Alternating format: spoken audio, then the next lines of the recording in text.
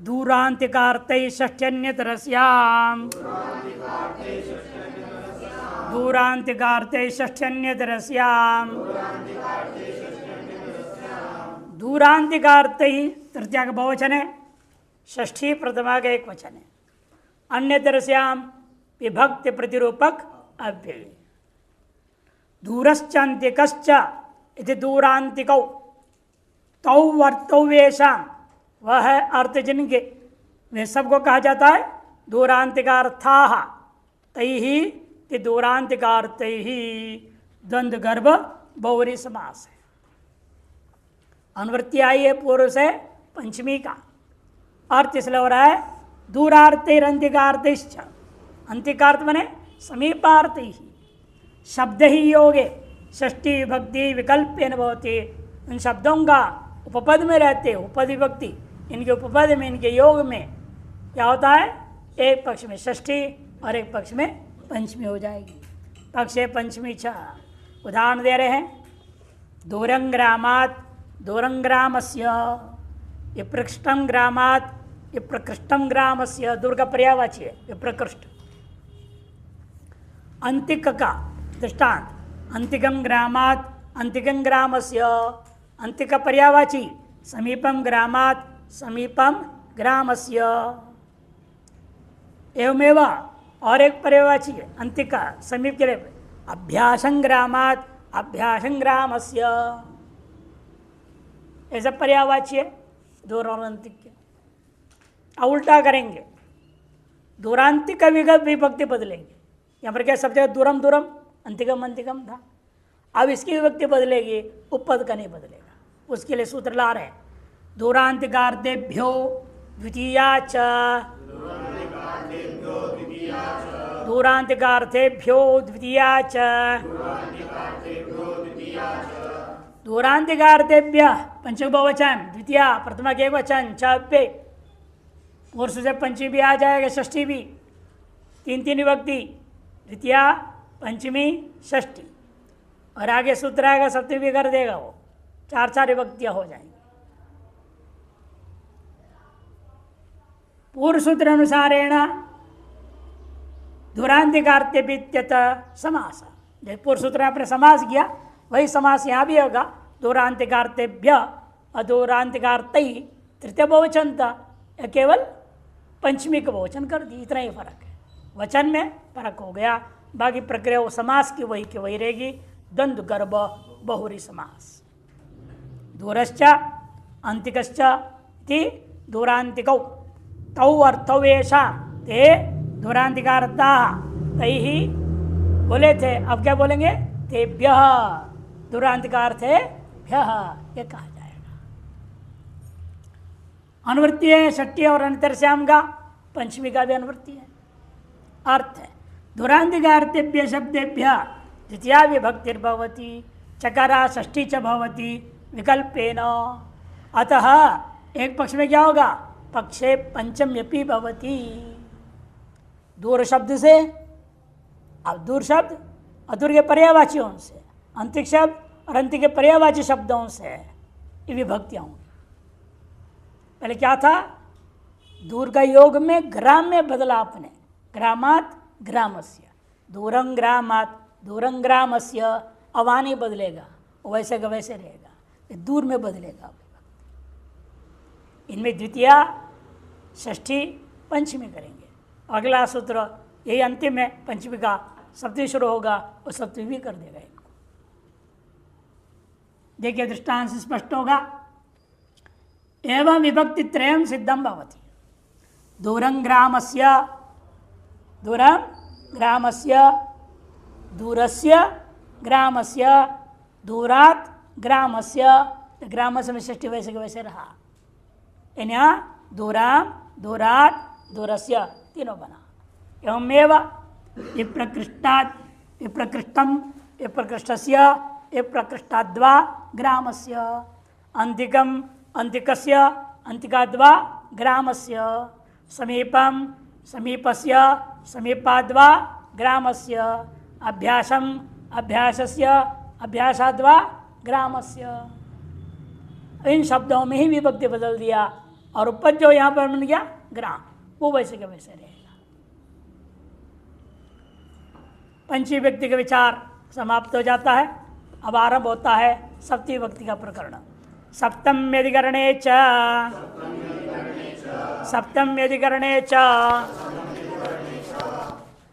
सप्तमी प्रथमा के एक वचन, अधिकरणे सप्तमी के एक वचन और च अव्यय, इस तरह से 3 पद है। अधिकरण संज्ञा कौन करता है? आधारो अधिकरणम। कौन करेगा? आधारो अधिकरणम। उससे कृत अधिक संज्ञा वालों से यह सूत्र क्या करेगा? सप्तमी विभक्ति लाएगा। धुरांतिकार्तेभ्य की अनुवृत्ति और अनभिहित एक अधिकार जो है वो भी यहाँ जुड़ गया। अनभिहित अधिकरणे सत्युक्तिर्भवति चकाराद दुरांतिकार्तेभ्यश्च। अनभिहित हो, किससे अनभिहित हो? तिंकृत तदित, तिंकृत तद्धित से जब अभिहित हो जाता है तब ये सूत्र नहीं लगेगा। जब उनसे अधिकरण अर्थ अभिहित न हो, अधिकरण अर्थ में तिंग कृत या तद्धित प्रत्यय आया न हो वाक्य में, तब क्या होगा? इस सूत्र से सप्तमी विभक्ति हो जाएगी। चकारात, दूर, अंतिक, तदर्थवाची शब्दों से भी सप्तमी विभक्ति हो जाएगी। अरे 4 हो गए ना अभी। पूर्व सूत्र ने क्या किया था? द्वितीया, षष्ठी, पंचमी, ये सूत्र करता है उन शब्दों से सप्तमी भी हो। देखिए दृष्टांत से और खुलेगा। अर्थ अनभिहित अधिकरणे सप्तमी विभक्तिर्भवति चकारा दुरांतिकार्तेभ्यश्च। कटे आस्ते, शकटे आस्ते। वास्तव में पहले बताया चुका हूं सप्तमी कितने अर्थ में होता है अधिकरण? 3। कौन से कौन से? अभिव्यापक, औपश्लेषिक, वैशेयिक, 3 होता है। वैशेयिक सप्तमी, औपश्लेषिक सप्तमी और अभिव्यापक सप्तमी। सबका दृष्टांत में दिया हूं, सब भूल गए? तो चौथा पाद में था ना प्रथम अध्याय का। जैसे यहां दृष्टांत दे रहे हैं, कटे आस्ते, और दूसरा क्या दिया? कटे आस्ते के साथ शकटे आस्ते। कौन? देवदत्त। चटाई पर देवदत्त बैठा है। कहाँ बैठा है? चटाई पे। पूरे चटाई को व्याप्त करके कोई बैठ सकता है? न सो सकता है। पूरा फैल के भी सो जाएगा तो भी इधर उधर रह जाएगा चटाई खुला, क्योंकि कोई भी आदमी 3 बाई 6 का चौड़ा तो होता नहीं। 3 फुट चौड़ा 6 फुट लंबा हो, पूरा व्याप्त कर ले तब ना। इसलिए ये क्या है? औपश्लेषिक, सामीप्य संबंध। कट के कुछ सामीप्य देश में संबंध है। इसे एक और दृष्टांत, इसे बैलगाड़ी है, शकट बने बैलगाड़ी। पूरे बैलगाड़ी व्याप्त करके तो कोई बैठेगा नहीं, किनारा बैठेगा कहीं, इसलिए वहां भी औपश्लेषिक। सब क्या है दृष्टांत? औपश्लेषिक,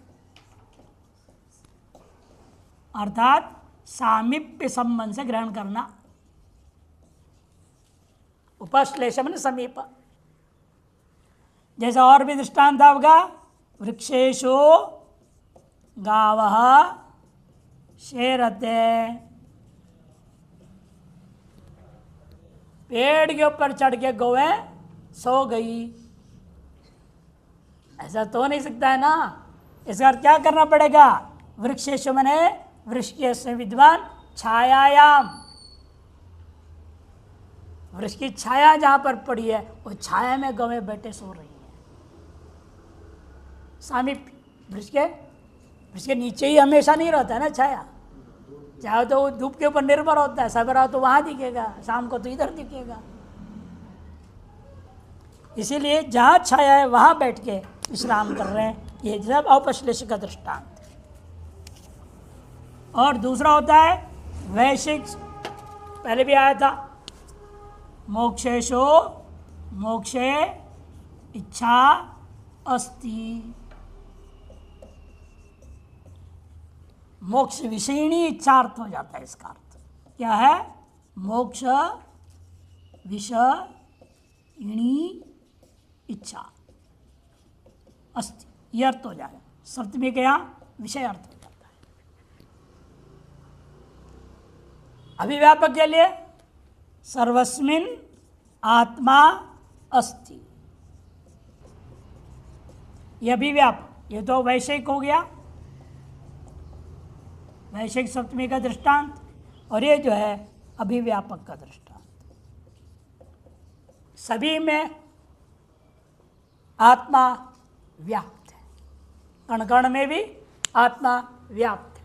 सर्वस्मिन् आत्मा अस्ति, यह अभिव्यापक का दृष्टांत होता है। ये तो अर्थ निर्देश हुआ। आधार और अधिकरण में आया था, 3 प्रकार का आधार बता करके समझाया गया था। कोई भी आधार हो उसमें सप्तमी विभक्ति हो जाती है। कट्यास्ते शकट्यास्ते स्थाल्याम पचती, बर्तन में पकाता है। स्थाल्याम, ये भी औपश्लेषिक का ही दृष्टांत है। यह इन्होंने वैषयिक का और अभिव्यापक का दृष्टांत नहीं दिया है।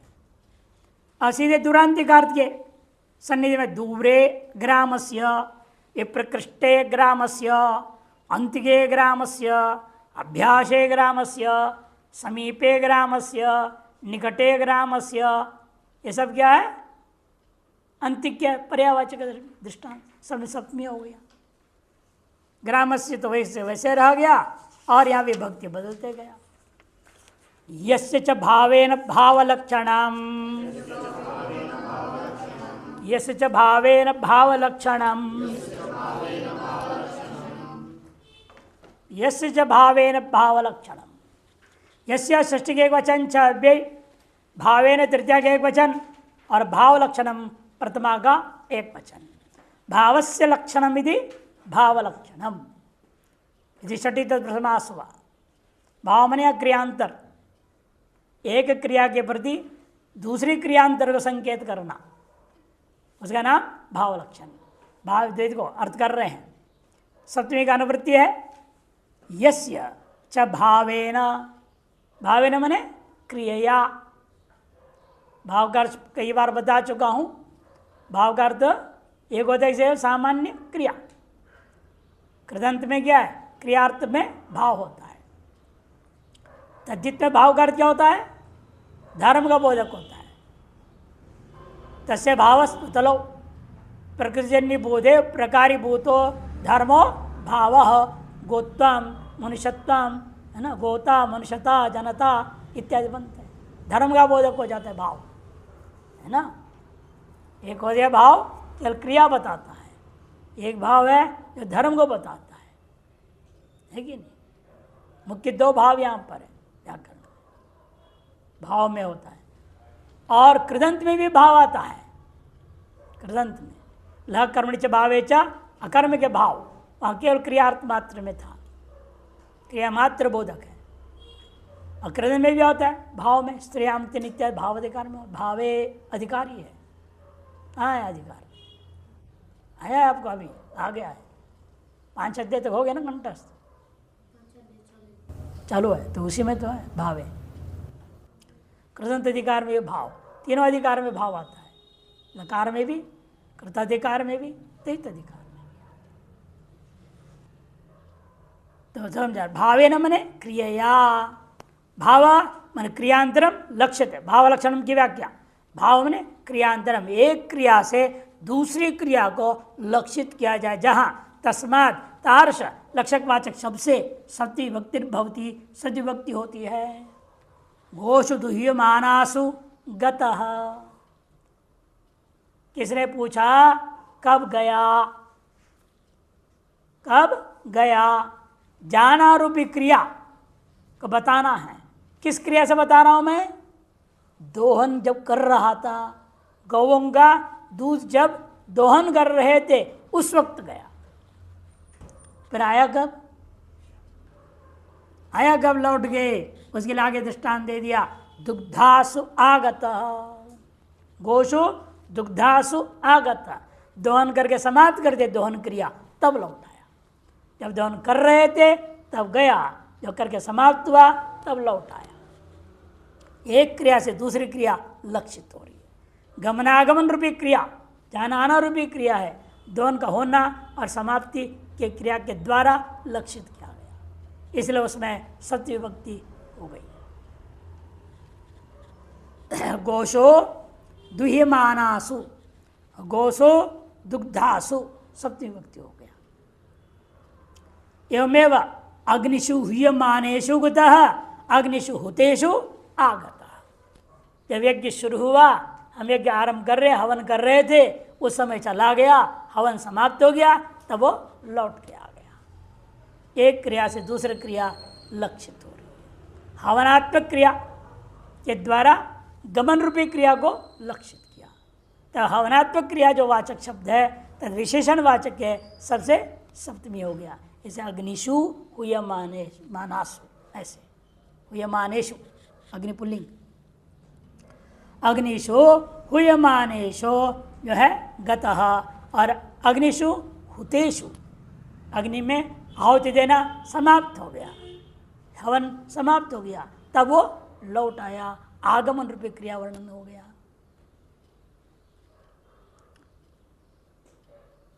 इस हम संपूर्ण सूत्र की अनुवृत्ति अगले में भी जाएगा। षष्ठी चानाधरे, षष्ठी चानाधरे, षष्ठी प्रतिमा के वचन छ पे, अनादरे सप्तमी के एक वचन। यहाँ भी बात सब वही है, लेकिन वाक्य में अनादर का मान है, असम्मान सूचक है, तब भी सप्तमी होगी। सप्तमी को बाद की क्या करेगा, च भी कह दिया ना, एक बार सप्तमी हो जाएगी, षष्ठी और च से सप्तमी भी आ जाएगा। अतएव न आदरयति अनादर, समास बता रहे, तस्मिनिति अनादरे, नए तत्व समास हो गया। यस्य च भावेन भावलक्षणम और सप्तमी दोनों का अनुवृत्ति है। अर्थ है यस्य क्रिया क्रियांतरम लक्ष्यते ततो उस क्रियावाचक शब्द से अनादर अर्घ्यमान हो तो षष्ठी विभक्ति होती है। अनादरे गम्यमान है षष्ठी विभक्ति भवती। चकारात सप्तमी च, चकार के वजह से षष्ठी विभक्ति भी हो जाएगी। रुदतः प्रावराजित, रुदति प्रावराजित, रुदतः प्रावराजित, रोते हुए पत्नी बच्चे सबको छोड़ के चला गया सन्यास ले, प्रावराजित यानी सन्यासी हो गया। अनादर अर्थ में रोते हुए का अनादर कर दिया, रो तुम मरो, तुम जाने तो चल दिया।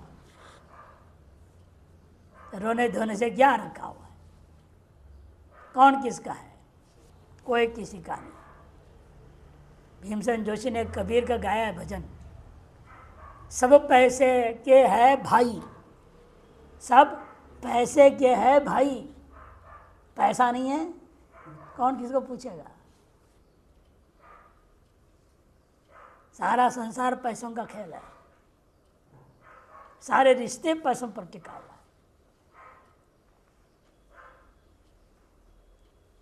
पैसा ना दो बच्चे को, बच्चे क्या बोलते हैं, हमारे पिताजी नहीं है, क्या है, पैसे ही नहीं देते, माँ नहीं देती, माँ ही नहीं है, क्या है, ऐसे बोलने लगे। बच्चे बड़े खतरनाक हैं,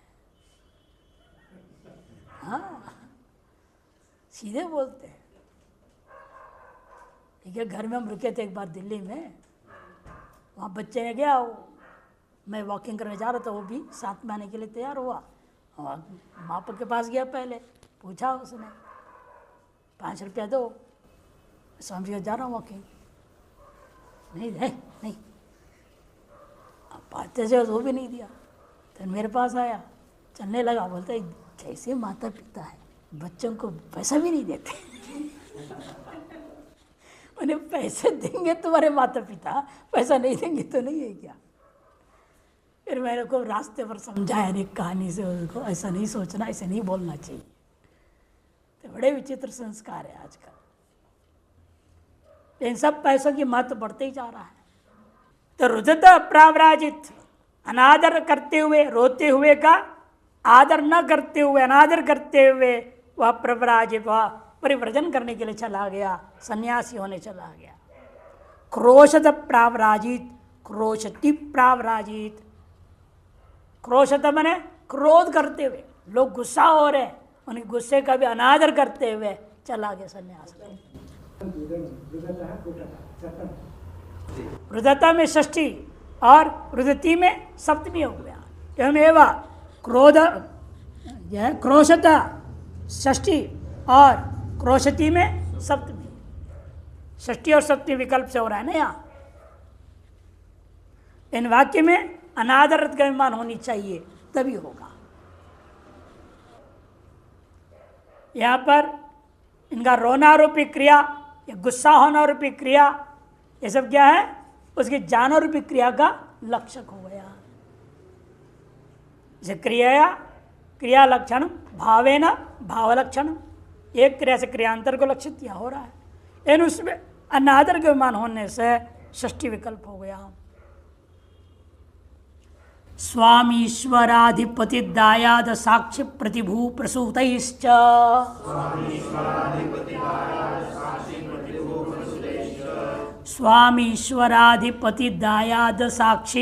प्रतिभू प्रसूतैश्च।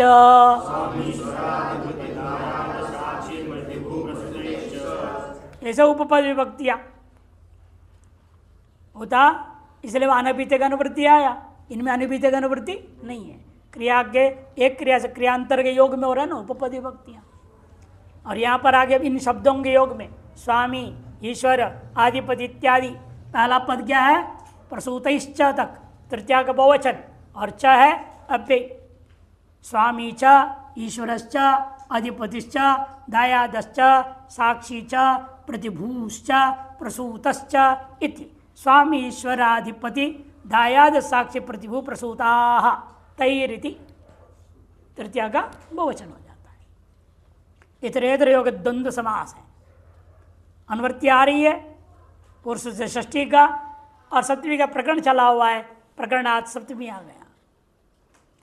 स्वामिन ईश्वर अधिपति दायाद साक्षिन प्रतिभू प्रतिभू प्रसूता इत्येते ही शब्दैर योगे, इन शब्दों का वाक्य में प्रयोग हुआ हो, योग हो, तब षष्ठी सप्तम्यौ विभक्ति भवतः, षष्ठी और सप्तमी विभक्तियाँ विकल्प से होंगे। गवाम स्वामी अथवा गोषु स्वामी, स्वामी पद का योग में गो शब्द को षष्ठी और सप्तमी हो गया। गवाम ईश्वर गोषु ईश्वर, गौओं का यह मालिक है, स्वामी का अर्थ वही है, ईश्वर का भी अर्थ वही है। गवाम अधिपति गोषु अधिपति, उनका अधिष्ठाता है, ये भी मालिक अर्थ में ही है। गवाम दायाद गोषु दायाद, गवाम दायाद गोषु दायाद। दायाद मैंने किसको बोलते हैं? पैतृक संपत्ति के हिस्सेदार। पिता का मतलब 20 गौ थे, 2 लड़के हैं, एक को 10 गौ दिया, दूसरे को 10 गौ दे दिया। वो जो गौ है जो बेटे को मिला उसका नाम दायाद में प्राप्त गौ। पैतृक संपत्ति जो प्राप्त होता है उसके हिंदी वाले दादलायची संपत्ति कहते हैं।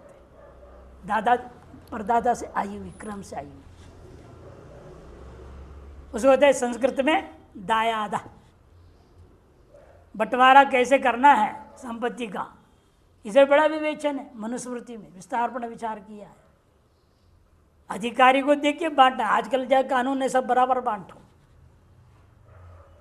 लड़का लड़की को भी बराबर बांटो। तो लड़की तो पहले तो लाखों रुपए तो ले गई, दहेज में कार दो, ये दो वो दो, सब गया, और फिर भी जो संपत्ति में बराबर दो बोल दिया सरकार ने, कानून बना दिए। भले ही लड़कियां समझदार है, वो कहते नहीं हमको नहीं चाहिए, हमारे लिए बहुत किया, इन लोगों ने करते ही रहते हैं, इसलिए अधिकतर मना कर देते हैं। कई लोग दो नहीं मना करते, लेते हैं। जैसा भी है, समय समय पर कानून व्यवस्था बदलती रहती है, लेकिन ईश्वरीय जो शासन है वो तो बदलेगा नहीं। उसके अनुसार आप अपराध कर रहे कि नहीं करें आपको सोचना पड़ेगा। ईश्वरीय शासन का भय है तो उसको महत्व देगा, लोक का शासन को महत्व नहीं देगा, गौण करेगा इसको। तो दायाद शब्द के योग में भी क्या हो गया? षष्ठी और सप्तमी। गवाम साक्षी गोषु साक्षी, गौओं के खरीदने में, बेचने में इत्यादि में जो साक्षी था, गवाह था। साक्षी माने गवाह। यहां भी षष्ठी विकल्प हो गया। प्रतिभू, गवाम प्रतिभू हो, गोशु प्रतिभू। प्रतिभू किसको कहते हैं? प्रतिभूति घोटाला हुआ तब पता है आपको? प्रतिभू का अर्थ होता है प्रतिभूति, 3 प्रत्यय किया तो हुआ, क्विप हुआ तो नहीं हुआ। प्रतिभू प्रतिभूति दोनों पर्यायवाची। एक समय में बहुत भारी घोटाला हुआ था, प्रतिभूति घोटाला, अरबों रुपयों का घोटाला। हर्षद मेहता कांड बोलते थे। हर्षद मेहता स्टॉक एक्सचेंज में बहुत भारी घोटाला करना। ये जो शेयर्स होता है ना, शेयर्स बोलते हैं, उसका नाम प्रतिभूति। हमने आपके पास इतना रखा है, उस आप हमको इतना देंगे, वो लेके भाग जाएगा, प्रतिभूति घोटाला होगा। गौओं को दिया है, हम आपके यहाँ गौ रख रहे हैं, उसके बदले आप हमें रोजाना 1 लीटर दूध देना, बाकी आप पियो, खाओ, बेचो, जो करो।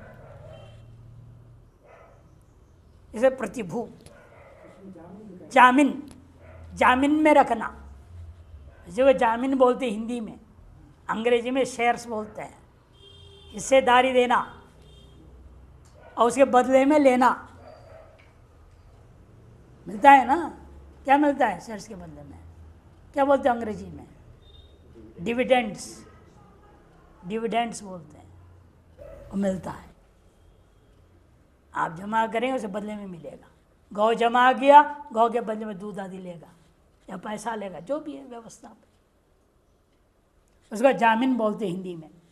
गौओं का जामीन। गवाम प्रतिभू, गोशु प्रतिभू। गवाम प्रसूता तो गोशु प्रसूता। गौं के द्वारा जो प्रसव कर दिया गया, बछड़ा या बछड़ी। पुल्लिंग करोगे बछड़ा, स्त्रीलिंग करोगे बछड़ी। आयुक्त कुशलाभ्याम चा सेवायाम, आयुक्त कुशलाभ्याम चा सेवायाम, आयुक्त कुशलाभ्याम तृतीय गति वचन च पे आसेवायाम सप्तमी के एक वचन।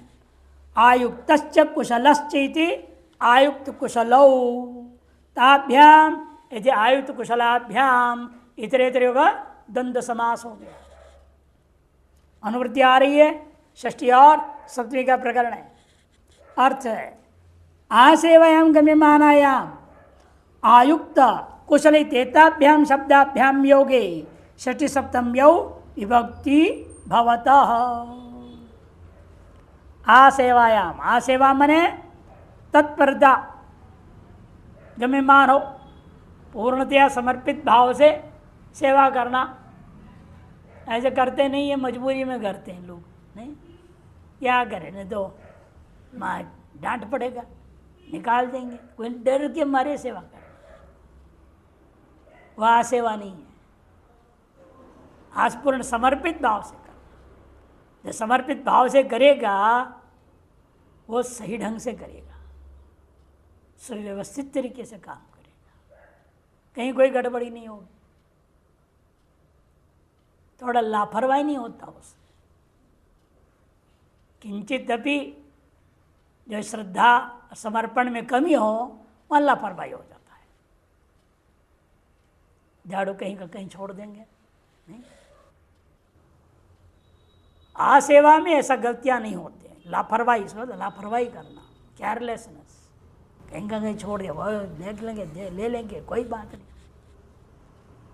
आसेवायाम देखो, आयुक्त कटकरणस्य, आयुक्त कटकरणे, कटका छटाई का निर्माण करने में आयुक्त है। आयुक्त शब्द किस अर्थ में है? आसेवार्थ में, मैंने पूर्णतया समर्पित, एकाग्र है, उससे पूर्ण लगा हुआ है। वेदांत में ईशुकार न्याय बहुत प्रसिद्ध। ईशुकार न्याय, ईशुकार न्याय मैंने ईश्वर ने बाण बनाने वाला एक न्याय बना, उसके आधार पर एक नियम बन गया। इसे क्या? अन्यत्र मनो अभावम, मन एक जगह घुस गया फिर वो दूसरा का पता नहीं चलता उसको। ये ठीक ठीक से है तो एकाग्र है। तो एक बार चोर लोगों को पकड़ते हुए सैनिक भाग रहे थे, बाण बनाने वाला बाण बना रहा था, अब इधर जो है चोर लोग उसके घर में जब घुस के बैठ गए और सैनिक भागे बैठते, देख लिया, पकड़ लिया, चोरों को पकड़ा और कहा तुम चोरों के सरदार हो बोल के बाण बनाने वाले कोई पकड़ के ले गया। अगला दिन राजा के दरबार लगा तो राजा ने पूछा भाई आपने क्या किया? उन दोनों हम दोनों चोरी किए हैं। और इनको क्यों लाया गया? सैनिकों ने कि चोरों का सरदार है। उसे पूछा राजा ने कि आप चोरों के सरदार है? अरे नहीं, मैं तो जानता ही नहीं कौन है, कहाँ से आए, हमारे घर में कब घुसे हमें पता भी नहीं है। तब उस समय क्या कर रहे थे? हम बाण बना रहे थे, मुझे पता नहीं कौन पीछे आया गया, क्या हुआ, कब सैनिक है ये भी मुझे नहीं मालूम। भाई मेरे गर्दन पकड़ लिए, तब मैंने होश में आया, बाण करना छोड़ दिया। राजा बोला ठीक है, दोनों चोरों को जेल भेजो और इनको घर जाने दो। घर जाने दिया। फिर खबर लिया दूसरों से कितना बजे कितना तो बाण बनाता है बैठ के। जब बनाने का समय के टाइम में वो भी गए राजा, बाजा गाजा बजाते हुए दौड़ दौड़ बाजा हल्ला मचाते, जैसे बारात जाता है ना वैसे राजा का बारात चला। अब वो बाण वाला अपना लगा हुआ था, उसे पता ही नहीं, बाजा बज रहे हैं, राजा वापस लौट आया राजा बजाते हुए, वैसे ही लगा हुआ है। राजा बगल में खड़ा हो गया तो भी वैसे ही काम में लगा हुआ, घिस रहा है, तेज कर रहा है उसको। राजा ने देखा इसको सचमुच में इतनी एकाग्रता। फिर उन्होंने हाथ रखा तो उन्होंने देखा कौन है, जो राजा, वो हाथ जोड़ के खड़ा हो गया। तो सिद्ध हो गया तुम्हारे चोरों से कोई संबंध नहीं है, बाकी भाई क्रियाकलापों से कोई संबंध नहीं होता है जब आप सम्यक एकाग्र हो जाए। उसी प्रकार यहां पर भी है, आयुक्त कटकरणस्य, कट के निर्माण कार्य करने में आयुक्त हो गया है। आयुक्त कटकरणे, देखो षष्ठी और सप्तमी विकल्प हो गया आयुक्त शब्द के योग में। कुशलः कटकरणस्य, कुशलः कटकरणे, षष्ठी और सप्तमी विकल्प हो गया। किस शब्द के योग में? आयुक्त और कुशल का योग में। चटाई बनाने में लगा हुआ है, चटाई बनाने में अत्यंत कुशल है, होशियार है, प्रावीण्यता है। यतश्च निर्धारणम, यतश्च निर्धारणम, यतः अव्यय है, च भी अव्यय है, निर्धारणम प्रथमा का एक वचन, अनुवृत्ति है षष्ठी और सप्तमी दोनों का अर्थ है। यतः माने यस्मात् निर्धारणं क्रियते, जिससे अलग करके निर्धारण कर रहे हैं आप। क्या निर्धारण कर रहे हैं आप? जाति गुण क्रिया भी समुदायात एकस्य पृथक्करणं निर्धारण। जातिवाचक शब्द को लेकर के, गुणवाचक शब्द को लेकर के या क्रियावाचक शब्द को लेकर के किसी एक समुदाय से किसी एक हिस्से को अलग कर देना। जैसे गौवें हैं, उनमें से आप कहेंगे अमली गांव जो है ज़्यादा दूध देती है। गौ में क्या कर दिया आपने? रंग के आधार पर अलग कर दिया। कई जाति के और मनुष्यों में ब्राह्मण क्या हो गया? जाति से अलग कर दिया। कहीं क्रिया से, सड़क पे चलने वालों में से दौड़ने वाला जल्दी पहुंचेगा, क्रिया को लेकर के कहेंगे। इसलिए जाति गुण अथवा क्रिया और निमित्त को लेकर के समुदाय में से एक हिस्सा को जो अलग करना होता है उसका नाम निर्धारणम।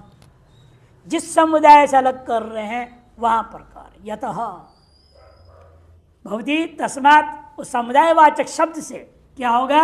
षष्ठी सप्तम्यौ विभक्ति भवता, षष्ठी विभक्ति और सप्तमी विभक्ति होती है।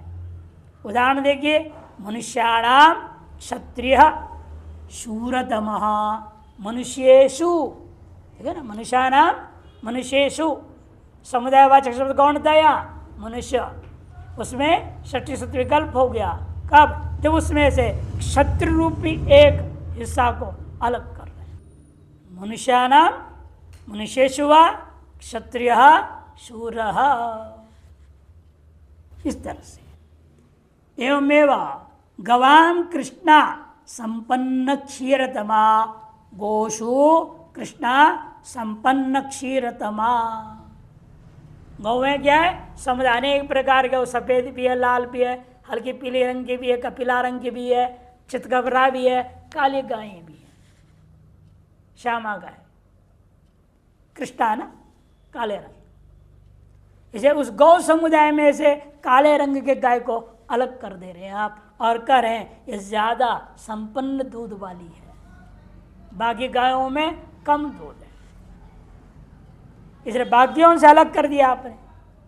और रंग लिया, गुणवाचक शब्द है, उसके आधार पर पृथक्करण कर रहे हैं आप। अतः गो शब्द में यहां पर भी षष्ठी और सप्तमी प्रयोग हो गया।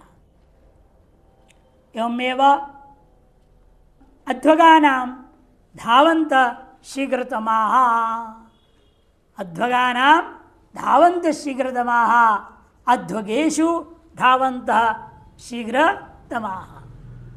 अध्वगा माने मार्ग में चलने वाले लोग में से जो दौड़ने वाला है, कोई धीरे धीरे चल रहा है, कोई तेज से चल रहा है, कोई खेलते वेलते चल रहा है, टेढ़ा मेढ़ा चल रहा है, लेकिन सभियों में से जो दौड़ के जा रहा है वह शीघ्र पहुंच जाएगा। इसे अध्वगा चलने वाले अनेक प्रकार के ये समुदाय हो गया, उनमें से दौड़ने वाले भी उसी सड़क पे चल रहा है, दौड़ रहा है, तो उस दौड़ने वाले को अलग कर दिया, पृथक्करण हो गया। इसे अध्वग शब्द में षष्ठी और सप्तमी। अध्वगानाम अध्वगेषु मध्य यह धावंत, ये धावंतः ते शीघ्रतमा भवन्ति। पंचमी विभक्ते, पंचमी विभक्ते, पंचमी प्रतिमा के एक वचन, विभक्ते सप्तमी के एक वचन, अनुवृत्ति यतश्च निर्धारणम का अर्थ है यस्मिन् निर्धारणे विभागो भवति तत्र पंचमी विभक्तिर्भवति। जिसके निर्धारण करने पर विभाग निश्चय हो जाए वह विभागवाचक शब्द से पंचमी विभक्ति हो जाती है। मातुराः पाटलिपुत्रकेभ्यो सुकुमारतराः, मातुराः पाटलिपुत्रकेभ्य, पाटलिपुत्र माने पटना बिहारी, वहाँ की अपेक्षा से यहाँ के लोग कौन? आगरा मथुरा वाले ज़्यादा सुकुमारतर है, कोमल है। हाँ, घी मक्खन खा के सोने वाले ये कहाँ मोटे तगड़े मजबूत होंगे? नहीं, वो है मेहनत करने वाले, वो बहुत मजबूत है, इसीलिए ये सुकुमार है, मैंने कोमल शरीर वाले, सुकुमारतर। यहाँ पर देखो अवधिवाचक कौन कौन है यहाँ पर? हाँ, मातुराः पाटलिपुत्रकेभ्यः, वो पंचमी है, पाटलिपुत्रकेभ्यः पंचमी विभक्ति हो गई। यहाँ निर्धारण वाचक क्या प्राप्त था? षष्ठी और सप्तमी, उसको बात करके इसने पंचमी कर दिया। जब विभाग गम्यमान होता तब होता जब स्पष्ट विभाग गम्यमान हो, तो वहाँ विभाग नहीं है ना। मनुष्यों में ब्राह्मण, गौएं में गाली, चलने वाला में दौड़ने वाला, वहाँ उस तरह से विभाग नहीं है। यहाँ तो बिल्कुल वो पूरब है, ये उत्तर में इधर है, विभक्त देश दो है, से विभक्ते।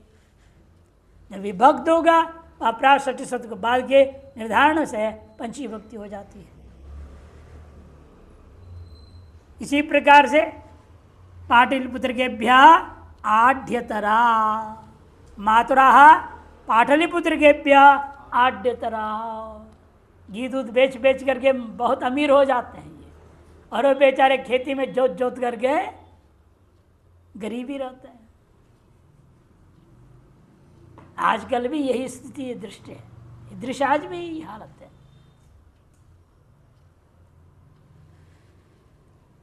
पाटलिपुत्रकेभ्यः मातुराः आढ्यतराः, आढ्यत्व मने समृद्धि, संपन्न, अमीर होना।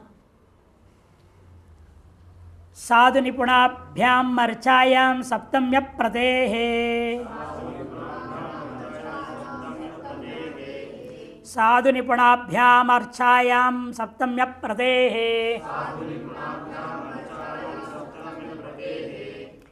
साधु निपुणाभ्याम तृतीया का द्विवचन, अर्चायाम सप्तमी का एक वचन, सप्तमी प्रथमा का एक वचन, अप्रत्यय है यहाँ षष्ठी का एक वचन।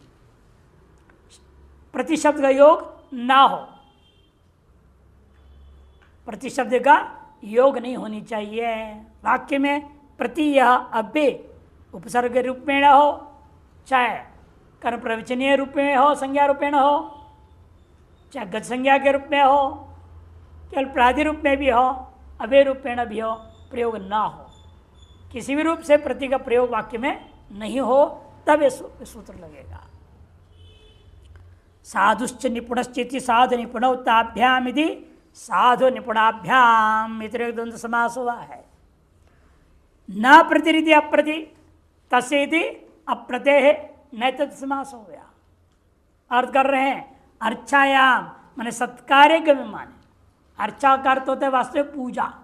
पूजा से तात्पर्य ये नहीं कि तिलक लगा के आरती उतारना ही पूजा, सत्कार करना भी पूजा करना है, सत्कार करना ही पूजा है। अनादर करना पाप है, उल्टा हो गया ना वो। अर्चा, अर्चायाम का अर्थ सत्कार्य गम्य माने, साधु और निपुण शब्द का प्रयोग हो वाक्य में। साधु निपुणाभ्याम शब्दाभ्याम योगे सप्तमी भक्तिर्भवती, सती भक्ति हो जाएगी। न चेत प्रत्यय प्रयोग भवेत, यदि प्रति का प्रयोग वाक्य में न हो तो। मातरि साधु पितरि साधु, मातरि निपुणः पितरि निपुणः। माता के प्रति आदर भाव रखता है, पिता के प्रति आदर भाव रखता है, ये तात्पर्य यहाँ पर। प्रसितोत्सुकाभ्याम तृतीया च, प्रसितोत्सुकाभ्याम तृतीया च,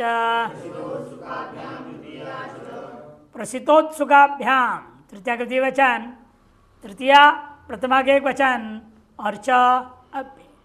प्रसितश्च और उत्सुकश्च इति प्रसितोत्सुकौ ताभ्याम इतर समास हुआ है। अनुवृत्ति है सप्तमी का, तृतीया शब्द दोनों विभक्ति हो जाएगी। इसलिए प्रसिद्ध उत्सुक इतेताभ्याम शब्दाभ्याम योगे, इन दो शब्दों का योग में तृतीया विभक्ति होती है, तृतीया विभक्ति भवती, और चकारात सप्तमी च, चकार की वजह से सती विभक्ति भी हो जाएगी। केश ही प्रसिद्ध, केशेषु प्रसिद्ध, केशों को संभालने में लगा हुआ है, केशों को संभालने में लगा रहता है। कई ऐसे विचित्र होते हैं, साथ में जेब में एक दर्पण रख के जाते हैं और एक कंघी भी रखते हैं। एक महात्मा जो बहुत बड़े अधिकारी थे वो पहले, बाद में महात्मा हो गए और आ गए हमारे पास पढ़ने के लिए। 1991 की बात बोल रहा हूँ, 1991 की। और वो दर्पण और कंघी रखते थे। मैंने पता लगाया भाई क्यों रखे, क्यों ऐसी इस उम्र में, और 72 उम्र के बुढ़े। जवान हो तो चलो किसी को दिखाने के लिए कर रहा है, 72 उम्र का। रोज भ्रमण में जाते थे, वॉकिंग, हवा से बाल इधर उधर हो जाता है ना, थोड़ी दूर आगे गए नहीं, फिर बार बार लोगों ने हमको बताया। अच्छा मैंने कहा चलो मैं देखता हूँ, एक दिन जाते पीछे पीछे पीछे पीछे गया तो देख रहा हूँ बार बार कर रही है, क्या है ये। फिर नज़दीक चला, जब कर रहे तो उस समय चला गया। मैंने कहा क्या कर रहे हैं आप, तो घबरा गया वो। फिर कहने लगा क्या समझ, फिर बाल ना इधर उधर होता है ना, मन भी इधर उधर हो जाता है।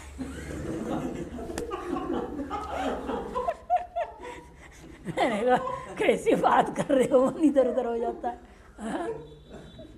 इसीलिए इसको टिकाए रखता हूँ, हिलता है तो लगता है कुछ हो रहा है, गड़बड़ हो रहा है। फिर मन उधर चला जाता है, फिर जब में से हट जाता है।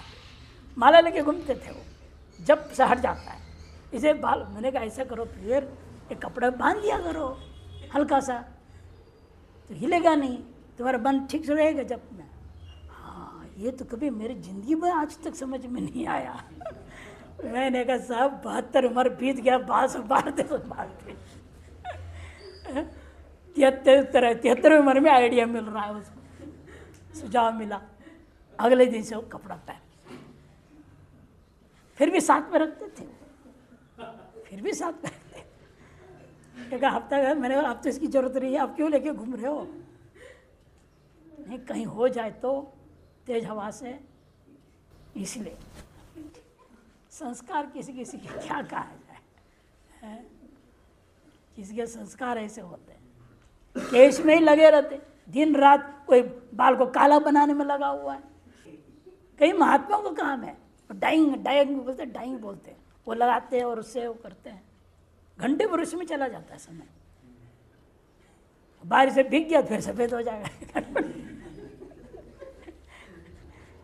केशेषु प्रसिद्ध, केशेषु और केशै प्रसिद्ध दोनों होगा। केशै उत्सुक, केशेषु उत्सुक, केशों के लिए हमेशा उत्सुक रहता है। औरतों में भी होता है, लंबा बाल हो, आजकल तो नहीं रह गया, सब तो कट कट कर देते हैं।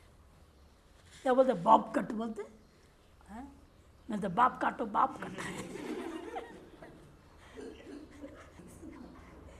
बॉब कट नहीं, बाप कट है। बाप के खानदान को काट दिया, खानदान के नाश कर दिया। कन्याओं का बाल काटने का मतलब है खानदान का नाश करना। कुलघातिनी कहा गया शास्त्र में, कन्याओं का बाल नहीं काटना चाहिए, कुलघातिनी होती है, ऐसे शास्त्रों में वर्णन किया है। तो इसीलिए वो आभूषण है उनके लिए,